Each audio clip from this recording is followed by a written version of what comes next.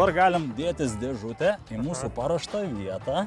Gerai. Aišku, visų pirma galim dabar pajungti. Pirmą pajungiam. Jo, pajungsim vamzduką.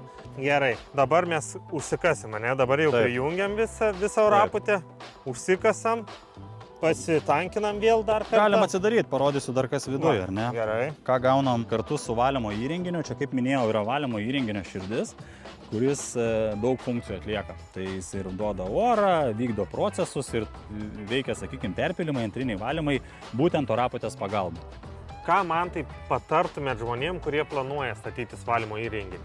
Tokie pagrindiniai patarimai tai pasirinkti patikimą įmonę, pasirinkti gamintoją, pasižiūrėti sertifikatus būtinai, kad tiktų gruntiniam vandenį, kad taupytų elektros energiją, eksploataciją, kad darytų kiekvienais metais darytų servizą, sakykime, taip įrenginio aptarnavimą. Ir ko nedaryti namie? Namie tai labai svarbu saikingai naudoti chemiją, ypač agresyvę. Jeigu ten pavaizduota kokia mirusi žuvytė, kaukolė ant chemijos, tai reiškia, tai jau yra signalas, kad jinai labai agresyvi ir jinai užmušinėja biologiją esančią valymo įrenginiai, kurios, kaip ir minėjau, valo nuotekas. Kitas labai svarbus dalykas yra skalbimai. Mes dažniausiai visi dirbam nuo pirmadienio iki penktadienio, kartais dar šeštadienį, tai vat būna sekmadienį jau tada visi užsiemam skalbimo dieną ir nuo 8 ten ryto iki 5 vakaro skalbėmės.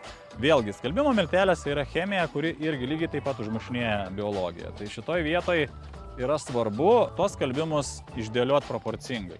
Kad būtų, kaip pavyzdys, nedaugiau 2 skalbimai per dieną.